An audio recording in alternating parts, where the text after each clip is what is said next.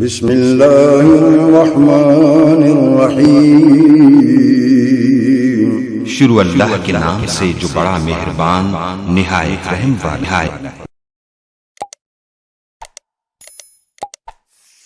چلن ان کے جتنے تھے سب واشیانہ، فسادوں میں کٹتا تھا ان کا زمانہ، لوٹ اور مار میں تھا ہر ایک یگانہ، نہ تھا قانون کا کوئی تازیانہ، قتل و غارت میں تھے وہ چالاک ایسے، درندے ہوں جنگل میں بے باک جیسے، خودی کا سر نہاں لا الہ الا اللہ، خودی تیغ فسان لا الہ الا اللہ، گرچہ بت ہے جماعت کی آستینوں میں، مجھے حکم ادا ہے لا الہ الا اللہ، یہ نغمہ فصل گل و لالا کا نہیں۔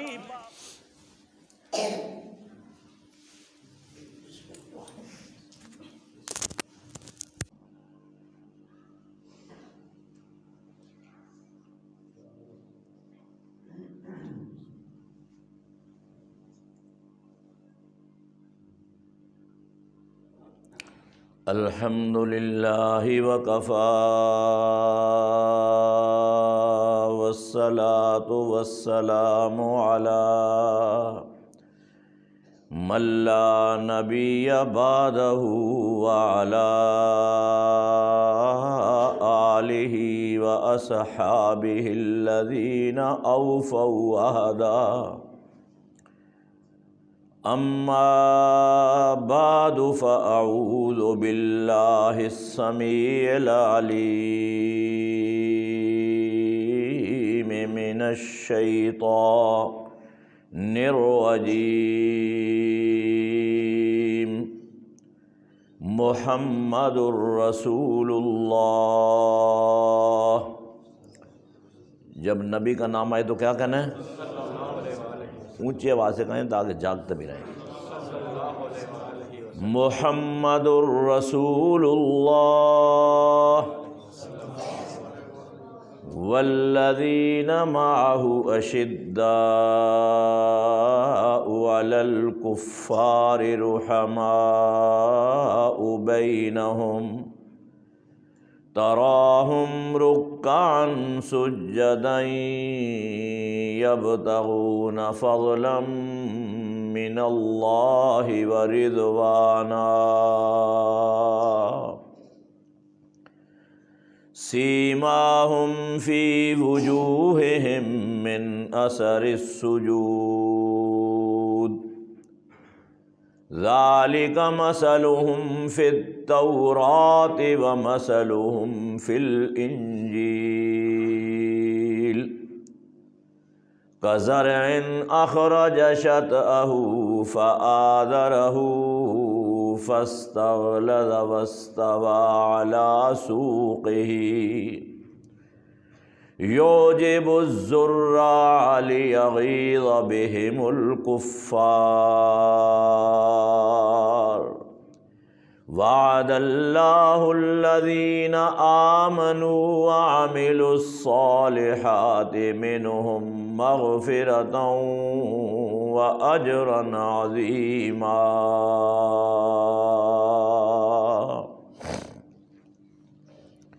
ہر قسم کی حمد و ثنا اللہ مالک الملک، اللہ عز و جل، اللہ وحدہ لا شریک لہ کی ذات والا صفات کے لیے درود و سلام انسانیت کے رہبر و امام، منشأ الہی کے ترجمان، شرافت کے بین الاقوامی نشان، محمد الرسول اللہ صلی اللہ علیہ وآلہ وسلم کی ذات گرامی پر حمد و ثنا اور درود و سلام کے بعد آج کا خطبہ جمعہ سیدنا حضرت ابو بکر صدیق رضی اللہ تعالیٰ عنہ کی سیرت کے عنوان پر محمدی مسجد نواں گوڑ سکھر میں نے دیا تھا، اور ابو بکر صدیق رضی اللہ تعالیٰ عنہ کی شان کے حوالے سے، سیرت کے حوالے سے، شخصیت کے حوالے سے وہاں تک باتیں ہوئی تھیں کہ آپ کا کردار رسول اکرم صلی اللہ علیہ وسلم کی حیات مبارکہ میں دین کی اشاعت کے لیے، ترویج کے لیے، مالی قربانی کے لیے، سفر ہجرت میں رسول اکرم صلی اللہ علیہ وسلم کے ساتھ کے لیے کتنا تھا۔ تو میں یہ سمجھتا ہوں کہ یہ جو مختصر سی نشست ہے درس قرآن کی، ابو بکر صدیق رضی اللہ تعالیٰ عنہ نے اپنے دور خلافت میں یا دور خلافت سے کچھ پہلے رسول اکرم صلی اللہ علیہ وسلم کی حیات مبارکہ کے آخری دنوں میں اور آپ کی رحلت کے بعد کیا کردار ادا کیا، اس پر چند باتیں ہو جائیں، کیونکہ زیادہ جو لمبی بات ہے نہ آپ یاد رکھیں گے اور ایک ایسا ہی وقت ضائع ہوگا۔ لمبی جب بات ہوتی ہے تو لوگ باہر جاتے ہیں، پوچھتے ہیں بھائی کیا سنا تھا، کہتے ہیں سنا تو بہت کچھ تھا لیکن دماغ میں کچھ نہیں ہے، تو لہذا چند باتیں جو دماغ میں بیٹھ جائیں آپ دوسروں کو بھی پہنچا سکیں۔ رسول اکرم صلی اللہ علیہ وسلم زندگی کے آخری لمحات میں بیماری میں اپنی وفات سے 5 دن پہلے فرماتے ہیں کہ اللہ تعالیٰ نے اپنے ایک بندے کو اختیار دیا کہ وہ اللہ کے پاس آ جائے یا دنیا میں رہے، تو اس بندے نے اللہ رب العالمین کی رفاقت کو پسند کر لیا۔ ایک عام بات سمجھ کر صحابہ کرام نے سن لی، لیکن ابو بکر صدیق رضی اللہ تعالیٰ عنہ رونے لگ گئے۔ تو صحابہ حیران ہوئے کہ کون سی اس میں رونے کی بات ہے، تو بعد میں پتہ چلا کہ اللہ کے نبی نے یہ جو فرمایا تھا کہ اللہ نے ایک بندے کو اختیار دیا، تو وہ بندہ کون ہے؟ وہ رسول اکرم صلی اللہ علیہ وسلم ہے، کہ وہ دنیا میں رہے یا رب کے پاس آئے، تو اس نے رب کی رفاقت اور دوستی اور ساتھ کو پسند کیا، تو گویا کہ رسول اکرم صلی اللہ علیہ وسلم نے دنیا سے اپنی رحلت کا پیغام دے دیا۔ تو پتہ یہ چلا کہ نبوت کی جو زبان ہے اور نبی کا جو فرمان ہے، وہ نبی کے 1,44,000 صحابہ میں سب سے زیادہ اس کو سمجھنے والے ابو بکر صدیق رضی اللہ تعالیٰ عنہ تھے۔ اب آپ جب بیمار ہو گئے اور حجرہ عائشہ میں ہیں، حضرت بلال آپ کو پتہ ہے کہ مؤذن رسول تھے، اور جب صحابی کا نام آئے تو آپ نے کیا کہنا ہے؟ حضرت بلال۔ آواز آپ کی بہت سست ہے، ایسا لگتا ہے مری میں ہم بات کر رہے ہیں، برف گر رہی ہے۔ کم اپنی زندگی کا تو ثبوت دیں۔ حضرت بلال رضی اللہ تعالیٰ عنہ دروازے پر دستک دے رہے ہیں کہ الصلاۃ الصلاۃ، نماز کا وقت ہو گیا ہے۔ آپ صلی اللہ علیہ وسلم بیماری میں بے ہوش ہیں۔ ہوش جب آیا تو فرمایا فَأْمُرُوا أَبَا بَكْرٍ أَن يُصَلِّي بِالنَّاسِ، کہ ابو بکر صدیق کو یہ کہو کہ وہ میری نیابت میں میرے نائب بن کر مصلی امامت پر کھڑے ہو جائیں۔ اور آپ کو پتہ ہے کہ اس موقع پر کون کون تھے؟ رسول اکرم صلی اللہ علیہ وسلم کے چچا حضرت عباس، کیا کہنا ہے؟ آپ کو یاد ہے اور باقی لوگوں کو؟ حضرت عباس اور ان کے 3 بیٹے، اور حضرت علی رضی اللہ تعالیٰ عنہ ان کے بیٹے، یہ سارے موجود ہیں۔ فرمایا ابو بکر، کیا کہیں گے آپ؟ رضی اللہ تعالیٰ عنہ کو آرڈر دو کہ وہ نماز پڑھائیں۔ اب ان میں سے کوئی نہیں بولا کہ حضرت علی کا پہلا حق ہے، کوئی بولا ان میں؟ حضرت عباس رضی اللہ تعالیٰ عنہ، آپ نے کیا کہنا ہے؟ حضرت عباس رضی اللہ تعالیٰ عنہ اللہ کے رسول صلی اللہ علیہ وسلم کے چچا تھے، اور آپ کو پتہ ہے کتنا پیار تھا۔ ایک آدمی نے کہا تبصرہ کریں اپنے چچا کے بارے میں، فرمایا ان عباس عمی سنو ابی، کہ میرے چچا عباس یہ میرے باپ جیسے ہیں میرے لیے، تو وہ بھی نہیں بولے۔ حضرت عائشہ رضی اللہ تعالیٰ عنہ، جب صحابیہ کا نام آئے تو کیا کہیں گے؟ حضرت عائشہ رضی اللہ تعالیٰ عنہ، وہ بولی کہ میرے بابا کمزور دل ہیں، ایسا نہ ہو کہ آپ کے مصلی پہ کھڑے ہو کے کہیں رونے لگ جائیں تو آپ کسی اور کو حکم دیں۔ تو آپ نے کیا فرمایا؟ وَيَابَ اللَّهُ وَالْمُؤْمِنُونَ إِلَّا أَبَا بَكْرٍ، کہ اللہ نے آسمانوں پر انکار کیا اور اہل ایمان نے زمین پر انکار کیا کہ ابو بکر کے ہوتے ہوئے کوئی اور مصلی امامت پہ کھڑا ہی نہیں ہو سکتا۔ اور ایک روایت میں آیا، آپ نے فرمایا لا ينبغي لقوم ان يكون فيهم ابو بکر ان يؤمهم غيره، کہ کسی قوم کے لیے یہ بات لائق و زیبا ہی نہیں ہے کہ ابو بکر جیسا ابو بکر رضی اللہ تعالیٰ عنہ جیسا آدمی ان میں موجود ہو اور اس کے اوپر ان کے ہوتے ہوئے کوئی اور مصلی پہ کھڑا ہو جائے۔ تو ابو بکر صدیق رضی اللہ تعالیٰ عنہ آپ کی زندگی میں مصلی پہ کھڑے ہو گئے۔ کیا پیغام تھا؟ کہ آپ کے بعد خلیفہ ابو بکر صدیق رضی اللہ تعالیٰ عنہ ہوں گے۔ ایک خاتون رسول اکرم صلی اللہ علیہ وسلم کے پاس آئی کسی مسئلے کے لیے، آپ نے مسئلہ بتایا، فرمایا دوبارہ آنا۔ کہنے لگی میں دوبارہ آؤں اور آپ کو نہ پاؤں،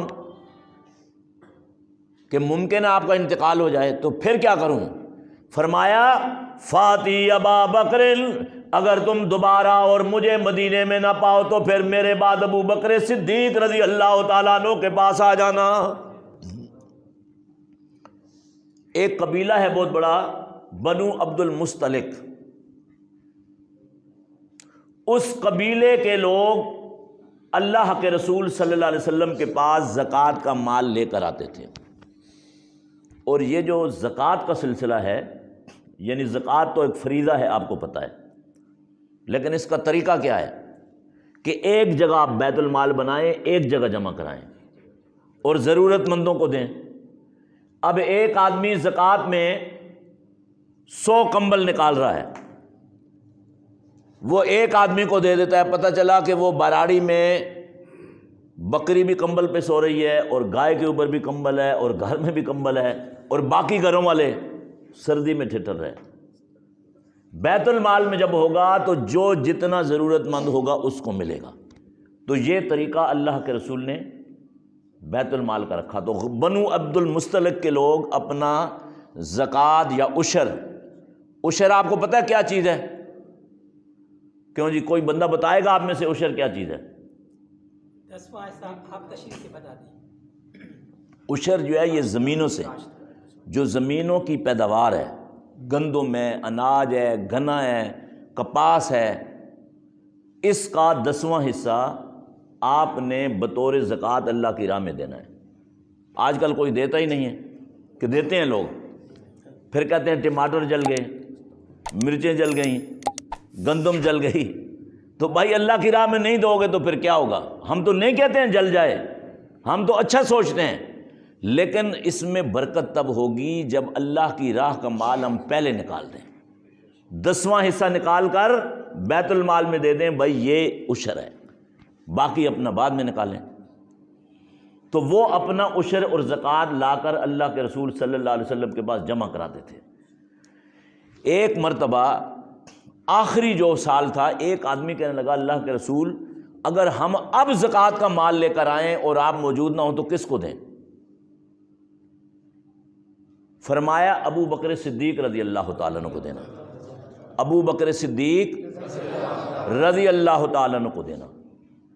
اور آپ نے صحابہ کرام کو مسجد نبوی کی دیوار کے ساتھ کھڑکیاں کھولنے کی اجازت دی تھی، درمیان میں مسجد تھی، ایسے صحابہ کرام کے مکانات تھے، کہا کہ ادھر سے گھوم کے آنے کے بجائے کھڑکی کھول لو، اندر آ جایا کرو۔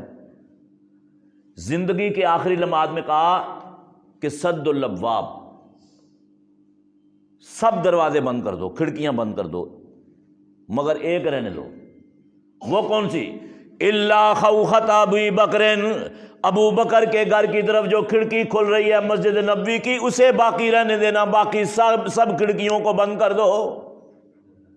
کیا پیغام تھا؟ کہ یہ خلیفہ ہیں،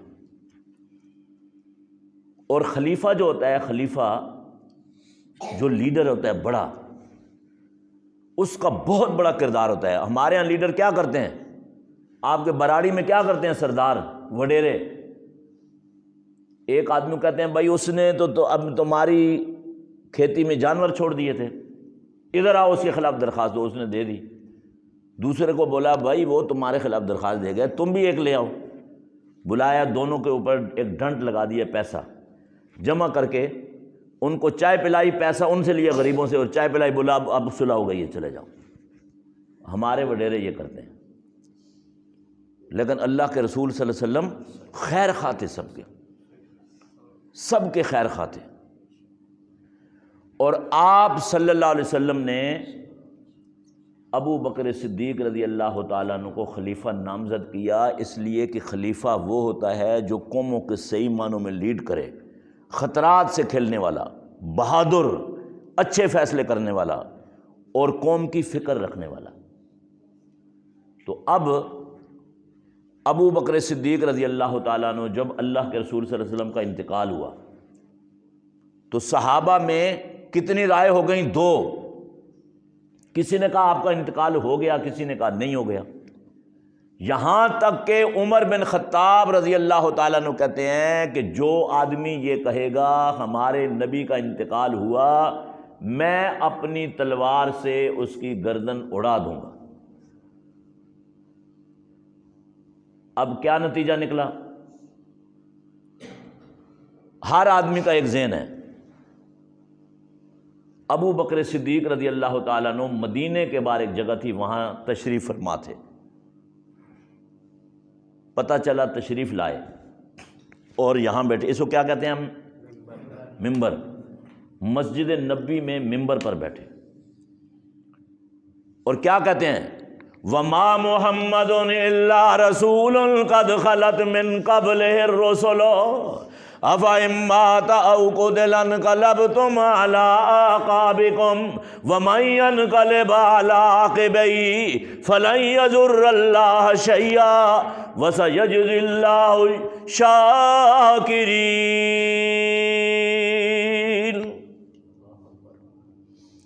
فرمایا محمد صلی اللہ علیہ وسلم، نبی کا نام آئے تو کیا کہنا ہے؟ جا کر آپ بیٹھ جائیں، پتہ چلے کہ باہر لوگوں کو پتہ چلے کہ یہاں کچھ لوگ ہیں، ابھی تو باہر کسی کو کچھ پتہ نہیں کہ آپ ہیں بھی کہ نہیں ہیں، میری آواز تھوڑی بہت کہیں جا رہی ہوگی، باقی آپ کو کچھ پتہ نہیں ہے۔ ابو بکر صدیق کیا کہتے ہیں؟ وما محمد، کہ اللہ کے رسول صلی اللہ علیہ وسلم اللہ کے نبی ہیں، اگر اللہ کی راہ میں وہ طبی طور پر وفات پا جائیں یا شہید کر دیے جائیں، کیا تم اپنی ایڑیوں کے بل اسلام سے پلٹ جاؤ گے، پھر جاؤ گے؟ وَمَن يَنقَلِبْ عَلَىٰ عَقِبَيْهِ فَلَن يَضُرَّ اللَّهَ شَيْئًا، اور جو ایڑیوں کے بل اسلام سے پھر گیا، اسلام سے پلٹ گیا، وہ اللہ کو کوئی بھی نقصان نہیں پہنچا سکتا۔ اگر پوری دنیا کے آج جتنے لوگ ہیں، جتنی آبادی ہے، آپ کو پتہ ہے کتنی آبادی ہے دنیا کی آج؟ کیوں جی؟ 7.5 ارب ہے، 7.5 ارب یا 7.25 ارب۔ یہ ساری آبادی اگر اللہ کا انکار کر دے تو اللہ کو کوئی نقصان پہنچ سکتا ہے؟ اور حدیث قدسی ہے، فرمایا تم سب کے سب رب کے نافرمان بن جاؤ، سب کے سب رب کے باغی بن جاؤ، سب کے سب رب کی حکومت کے انکاری بن جاؤ، تو ایک مکھی کے پر کے برابر بھی اللہ کی عظمت کو، اس کی قدرت کو، اس کی طاقت کو، اس کی قوت کو، اس کی سطوت کو، اس کی شان کو نقصان نہیں پہنچا سکتے۔ تو فرمایا اللہ کو کوئی نقصان نہیں پہنچا سکتا۔ اب یہ آیت پڑھی تو ایک اور آیت پڑھی اور فرمایا اِنَّكَ مَيِّتٌ وَإِنَّهُمْ مَيِّتُونَ، اے پیارے آپ کو بھی اللہ نے اسی طرح موت دے دی جس طرح آپ سے پہلے پیغمبروں کو موت آئی۔ اور پہلے نبیوں کے بارے میں اللہ نے ایک اور جگہ فرمایا وَمَا جَعَلْنَا لِبَشَرٍ مِّن قَبْلِكَ الْخُلْدَ أَفَإِن مِّتَّ فَهُمُ الْخَالِدُونَ، فرمایا کہ آپ کیا سمجھتے ہیں کہ پہلے پیغمبر دنیا میں موجود رہیں گے اور آپ چلے جائیں گے؟ فرمایا نہیں نہیں، اللہ نے پہلے نبیوں کو بھی موت دے دی اور آپ کو بھی اللہ کی طرف سے یقیناً موت آ جائے گی۔ حضرت عمر رضی اللہ تعالیٰ عنہ کے ہاتھ سے تلوار گر پڑی نیچے۔ کہتے ہیں ایسا محسوس ہوتا تھا کہ یہ آیتیں ابھی ابھی نازل ہو رہی ہیں، اتفاق ہو گیا۔ اور یہاں پر ایک بات قابل ذکر ہے کہ لوگ کہتے ہیں جی سب کا اتفاق ہونا چاہیے، اور ہمارے جو حکمران ہیں ماضی کے وہ اتفاق کیسے کرتے تھے؟ ضیاء الحق صاحب جا کے مندر میں گھنٹی بجا رہے ہیں یہ جو ہے انہوں نے کرتارپور بارڈر کھول دیا ہے۔ یہ نہیں ہے، آپ نے اپنے نقطۂ نظر پہ رہنا ہے۔ اتفاق کیسے ہوگا؟ اتفاق قرآن پر ہوگا۔ ابو بکر صدیق نے کہاں اتفاق کروایا؟ ایک حدیث میں آتا ہے کہ اللہ کے رسول صلی اللہ علیہ وسلم نے ایک انصاری صحابی کو چند صحابہ کا امیر بنا کر روانہ کیا کسی جہاد کے لیے، غزوے کے لیے، جنگ کے لیے۔ اب وہ جنگ کر کے غزوہ کر کے واپس آ رہے تھے۔ راستے میں جو طریقہ تھا صحابہ کا وہ یہ تھا کہ رات کو پڑاؤ ڈالتے تھے، سفر نہیں کرتے تھے، کیونکہ رات کو بہت ساری یعنی کہ یہ سانپ، اس طرح کی درندے اور اس طرح کی چیزیں موجود ہوتی ہیں، نقصان پہنچاتی ہیں۔ اور یہ لائٹوں کے نظام بھی اس وقت نہیں تھے۔ بچے نیچے بیٹھ جاؤ نیچے، آپ پڑاؤ ڈال دیا۔ اب وہ جو امیر تھے انصاری صحابی وہ ناراض ہو گئے، تھوڑے غصے والے تھے۔ جس طرح ہمارے ہاں اگر مسجد میں کوئی غصے والا آدمی صدر بن جائے تو پتہ چلا یہ دیواریں مسجد میں ہوں گی، وہ ہوگا، باقی لوگ کہاں ہوں گے؟ وہ گھر میں ہی نماز پڑھیں گے۔ آپ بولیں جی صدر صاحب نے بلایا، کہتا بھائی خدا کے لیے بچا لو۔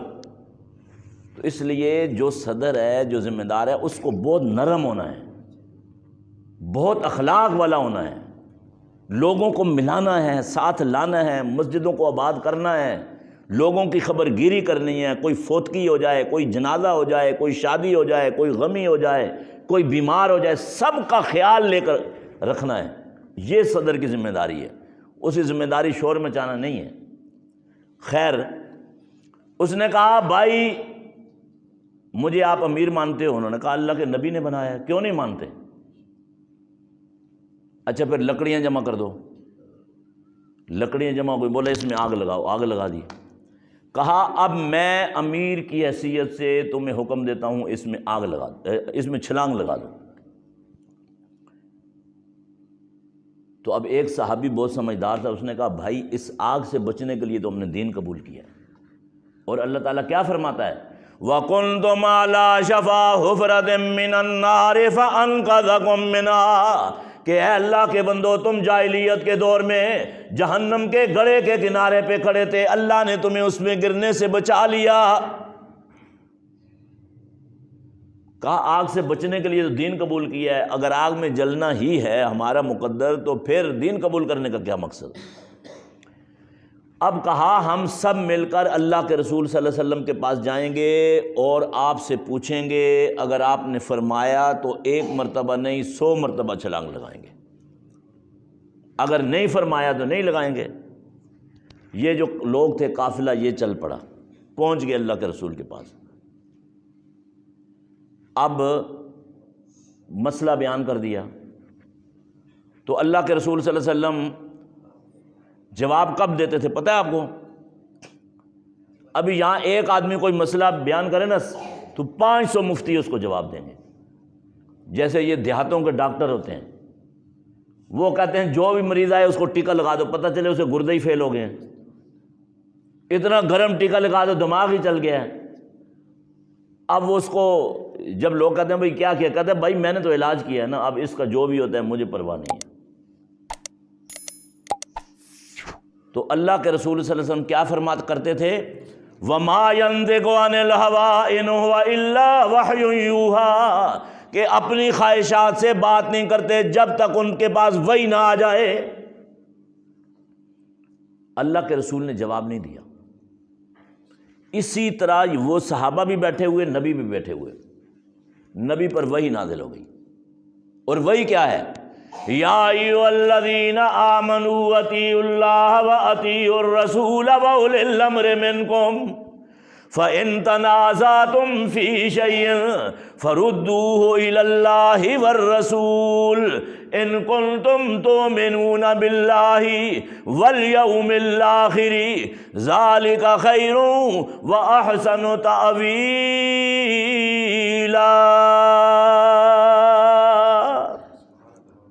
فرمایا اللہ کے بندو، اے اہل ایمان، اللہ کی اور اس کے رسول کی اطاعت کرو. وَأُولِي الْأَمْرِ، اور جو آپ کا ذمہ دار ہے، جو آپ کا صدر ہے، جو آپ کا امیر ہے، جو آپ کا بڑا ہے، اس کی بات بھی مانو. لیکن کب تک؟ اگر اس سے اختلاف ہو جائے کسی مسئلے میں، جیسے صحابہ کو انصاری صحابی سے ہوا، پھر کیا کرنا ہے؟ کہا اللہ اور اس کے رسول کی عدالت میں آ جاؤ. یعنی اللہ اور اس کے رسول کی عدالت جو ہے وہ سپریم کورٹ ہے، اس کے بغیر فیصلہ نہیں ہو سکتا، اور اس کے خلاف بھی کوئی فیصلہ نہیں ہو سکتا، اور اس کے خلاف کہیں ریٹ پٹیشن بھی نہیں ہو سکتی. ہمارے ہاں یہ جو انصاف کیوں نہیں ملتا؟ وجہ کیا ہے؟ وجہ یہ ہے کہ اثر و رسوخ والا آدمی ہے، وکیل کو پیسہ دے کے کیس جیت دیتا ہے، نہیں بھی جیتا سپریم کورٹ میں جیت جائے گا، کیونکہ سپریم کورٹ کے وکیل کی فیس اتنی ہے کہ آپ مکان بیچ کے اس کو دو گے.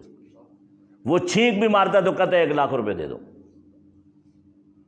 اگر سپریم کورٹ نے بھی آپ کے حق میں فیصلہ دے دیا تو صدر پاکستان اس فیصلے کو کالعدم کر دیتا ہے. پتہ ہے نا آپ کو، یہ ہمارا آئین ہے. جب صدر پاکستان نے کالعدم کر دیا تو غریب کو انصاف کہاں سے ملے گا؟ انصاف تو پھر صدر کی جیب میں ہے، جس کو دل چاہے دے دے. اور وہ کیا کرتا ہے؟ جیب 2 جیبیں ہوتی ہیں صدر کی، ادھر انصاف واپس کرتا ہے اور ادھر جو ہے وہ کہتا ہے اس کو بھر دو جیب کو. جیسے ایک آدمی ہے یہاں بہت بڑا سیاستدان، اس کے پاس کوئی گیا کسی کام کے لیے، اس نے کہا بھائی وہ فلانے سے ہاتھ ملا کے آؤ. اب اس نے ہاتھ ملایا، ایسے کیا، اس نے کہا بھائی وہ مجھے صدر نے کہا ہے کہ 25 کروڑ روپے سے لے لو. کون سا ہاتھ ملا رہے ہو؟ 25 کروڑ کا چیک رکھو پھر ایسے ملاؤ. یہ ہمارے یہاں انصاف. جب انصاف ایسے بکے گا تو کیا کام ہوگا یہ بتاؤ. تو فرمایا اللہ اور اس کے رسول کی عدالت میں فیصلہ ہوگا، کوئی اس کو چیلنج بھی نہیں کر سکتا اور کوئی اس کا انکار بھی نہیں کر سکتا. اور اگر انکار کرے گا تو کیا ہوگا؟ یا ایھا الذین آمنوا اطیعوا اللہ واطیعوا الرسول ولا تبطلوا اعمالکم. ایمان والو اطاعت کرو اللہ کی اور اس کے رسول کی، اور اپنے اعمال کو ضائع نہ کرو. اعمال ضائع ہو جائیں گے. اور اللہ کے رسول صلی اللہ علیہ وسلم نے فرمایا، آپ کو پتہ ہے نا میں کیا واقعہ بیان کر رہا تھا، ہے آپ کے ذہن میں؟ وہ انصاری صحابی کا. آپ نے فرمایا کہ میرے صحابہ اگر اس کے کہنے پر تم آگ میں چھلانگ لگاتے تو قیامت تک جلتے ہی رہتے. تو بتاؤ اگر صحابی کی بات نہیں چلتی نبی کے آگے تو پھر امتی کی چل سکتی ہے؟ بلکہ دوسرے نبی کی بھی نہیں چل سکتی. آپ صلی اللہ علیہ وسلم نے فرمایا لو کان موسیٰ حیا ما وسعہ الا اتباعی. اگر حضرت موسیٰ علیہ السلام زندہ ہو کر اس دنیا میں آ جائیں اور تم مجھے چھوڑ کر موسیٰ علیہ السلام کی پیروی کرو تو سن لو لَزَلَلْتُمْ عَنْ سَوَاءِ السَّبِيلِ، تم راستے سے گمراہ ہو جاؤ گے، اور موسیٰ کو بھی میری تابعداری کے علاوہ کوئی چارہ کار ہی نہیں ہے۔ آج اگر موسیٰ علیہ السلام کو اللہ زندہ کر کے یہاں بھیجے تو شریعت کون سی چلے گی؟ شریعت موسوی، تورات، اور تورات تو اصل ہے ہی نہیں ہے اس وقت دنیا میں۔ نہ تورات چلے گی نہ شریعت موسوی چلے گی، شریعت محمدی چلے گی۔ کون سی شریعت چلے گی؟ ہاتھ اٹھا کر بتاؤ کون سی شریعت چلے گی؟ اب میں آپ سے یہ بات پوچھتا ہوں کہ آپ اپنے اپنے گھروں میں شریعت محمدی چلاتے ہو کہ نہیں؟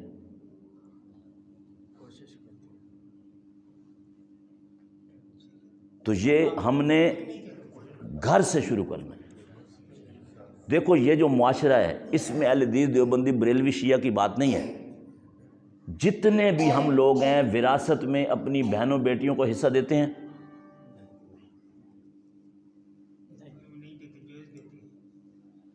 تو جہیز اسلام میں ہے؟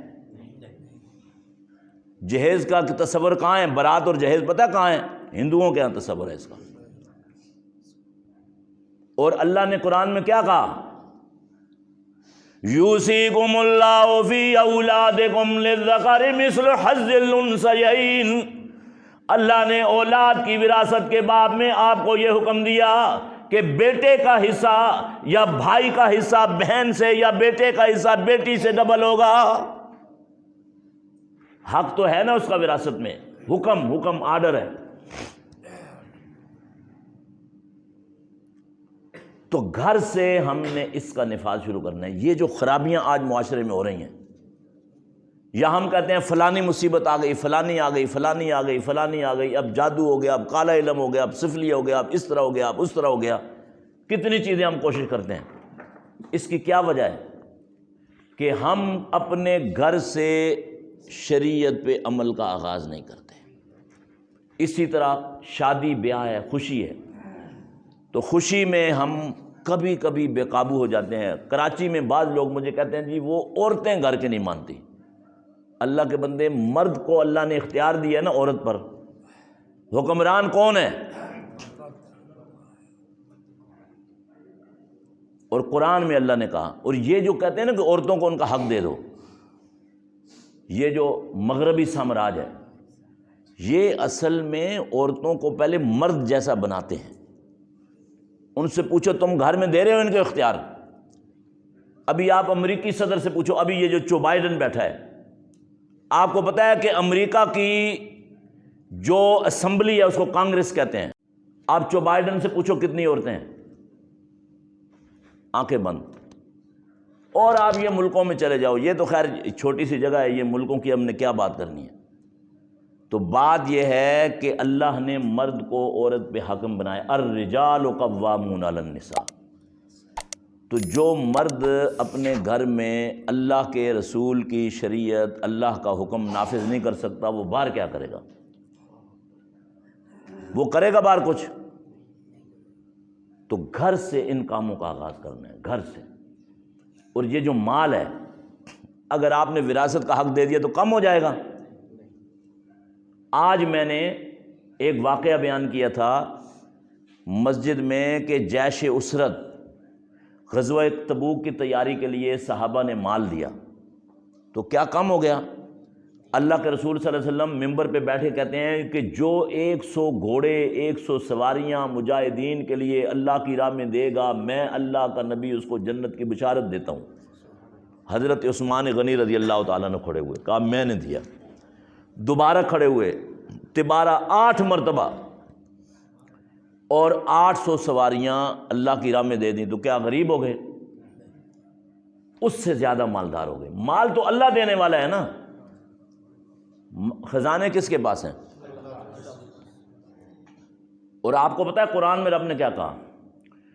وَإِن مِّن شَيْءٍ إِلَّا عِندَنَا خَزَائِنُهُ وَمَا نُنَزِّلُهُ إِلَّا بِقَدَرٍ مَّعْلُومٍ فرمایا ہر چیز کے خزانے ہمارے پاس ہیں اور ہم ضرورت کے مطابق زمین پر اتارتے ہیں،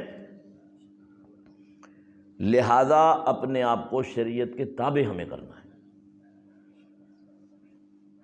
تو اتحاد کیسے ہوگا؟ قرآن پر یا اللہ کے نبی کے فرمان پر ہوگا۔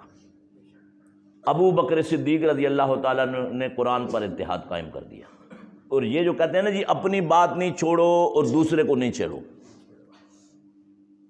تو اس کی کوئی حقیقت نہیں ہے۔ اور کچھ لوگ کہتے ہیں جناب جہاں کوئی لگا ہے، جہاں کوئی لگا ہے اس کو وہیں لگا رہنے دو، اگر چور جو چوری کر رہا تھا ہم اس کو لگا رہنے دیں وہیں،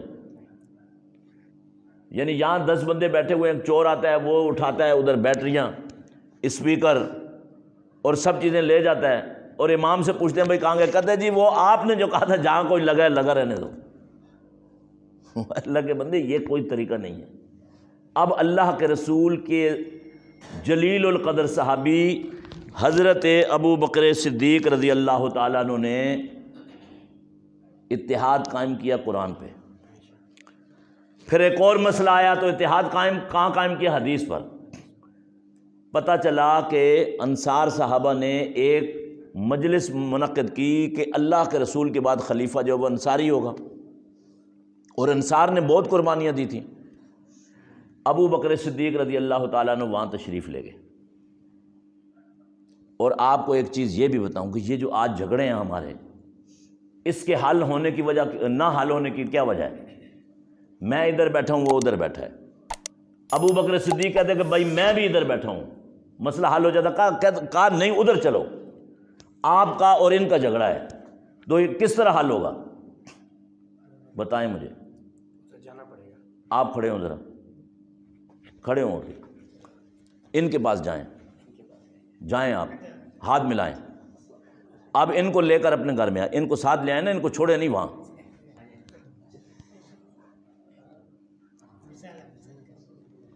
ان کو اپنے ساتھ ادھر لے آئیں اپنے گھر میں، ان کو کرسی پہ بٹھا دیں، بزرگ آدمی، ہاں بیٹھ جائیں۔ ہو گیا نا، اتنا سا جھگڑا ہے، اتنا سا ہے نا جھگڑا۔ 750% خلا اور طلاق کے کیسوں میں اضافہ ہو گیا کراچی کی عدالتوں میں، 750%، ہزاروں کیس جو ہیں وہ زیر سماعت ہیں۔ یہ اتنا سا مسئلہ ہے۔ ابو بکر صدیق رضی اللہ تعالیٰ عنہ وہاں تشریف لے گئے، اور حضرت سعد ابن عبادہ امیر تھے انصار کے، وہ بیٹھے ہوئے تھے صدارت کی کرسی پہ۔ تو ابو بکر صدیق رضی اللہ تعالیٰ عنہ اور حضرت عمر، کیا کہنا ہے آپ نے؟ دونوں تشریف لے گئے۔ اب انصار نے ان کو دیکھ کر کہا کہ ہم میں سے امیر ہوگا، تو حضرت عمر رضی اللہ تعالیٰ عنہ نے فرمایا نہیں، امیر تو قریشی ہوگا۔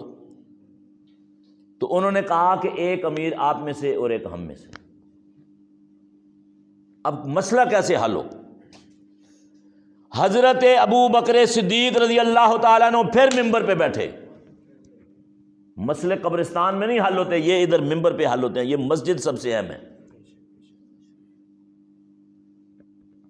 ممبر پہ بیٹھے اور کہا کہ میں نے اللہ کے نبی صلی اللہ علیہ وسلم کو فرماتے سنا، الائمۃ من قریش، کہ میرے بعد جو امیر ہوگا وہ قریشی ہوگا۔ اس پر بس نے کی، ایک اور حدیث پڑھی۔ سعد ابن عبادہ بیٹھے ہوئے تھے، ان کو مخاطب کیا، کہا سعد تم بھی موجود تھے اور میں بھی موجود تھا، اور اللہ کے رسول صلی اللہ علیہ وسلم نے تمہاری موجودگی میں اور میری موجودگی میں فرمایا تھا، الا ولات هذه الامر قریش، خبردار میرے بعد اس یہ جو عمارت ہوگی اس کا جو ذمہ دار اور بڑا ہوگا وہ قریشی ہوگا۔ اتنی بات کی، تو جب نبی کی بات آ جائے تو کیا کہنا ہے؟ نبی کا نام آئے صلی اللہ علیہ وسلم کہنا ہے، لیکن بات آئے تو کیا کرنا ہے؟ یہ نہیں کہ آپ فقہ کی کتابیں کھول دو۔ وہ جو عمران خان نے یہ کہہ دیا، اس نے یہ کہہ دیا، بھائی یہ آنے جانے والے ہیں، یہ کچھ نہیں ہے، ان کا تو پتہ نہیں چلے گا۔ صبح مسجد میں آپ اذان دینے آؤ گے، پتہ چلے گا کہ وہ عمران خان جو ہے کرسی سے اتر گیا۔ یہ ان کی کوئی حقیقت نہیں ہے۔ یعنی نبی کی بات پہ لبیک کہنا ہے۔ جب آپ نے ابو بکر صدیق یہ بات فرمائی تو سعد ابن عبادہ نے ایسے ہاتھ کیا، کہا ابو بکر ہاتھ لاؤ اور بیعت کی، بات ختم۔ اور خلافت اتنا معمولی مسئلہ نہیں تھا۔ اب مسجد کے صدر کو بولو کہ آج آپ چھوڑ دو دوسرے کو دے دو، دے گا وہ تو مومنوں کی خلافت تھی اتنی بڑی۔ یعنی دل ہمارا بڑا ہوگا اور ہم کہیں گے جو اللہ نے فرمایا اور اس کے رسول نے فرمایا اس پہ ہم عمل کریں گے تو تب ہم کامیاب ہوں گے۔ تو ایک یہ مسئلہ ابو بکر صدیق رضی اللہ تعالیٰ نے حل کر دیے، دو مسئلے، آپ کی وفات کا مسئلہ اور خلافت کا مسئلہ۔ اب آپ خلیفہ بن گئے تو خلیفہ بننے کے بعد کیا ہوتا ہے؟ ذمہ داریاں بڑھ جاتی ہیں۔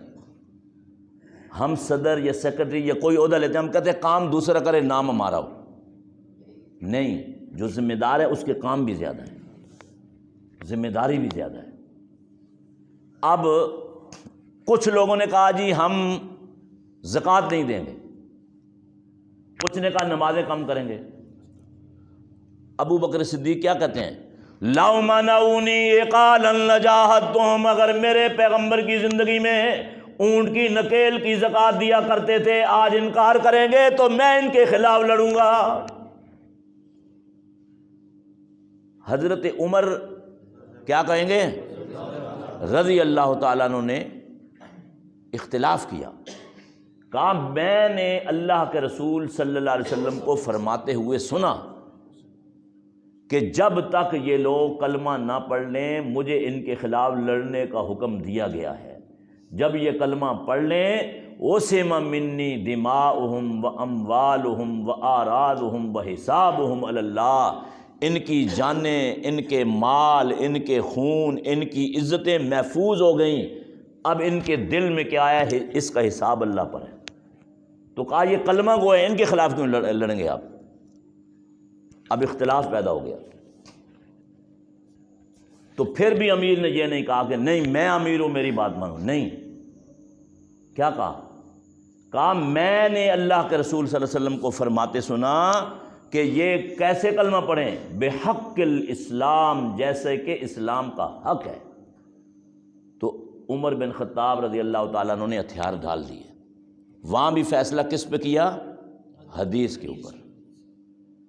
اور پھر آپ نے جہاد شروع کیا اور جتنے بھی مرتد تھے کوئی بھاگ کھڑے ہوئے، کوئی مسلمان ہو گئے اور کوئی واصل جہنم ہو گئے۔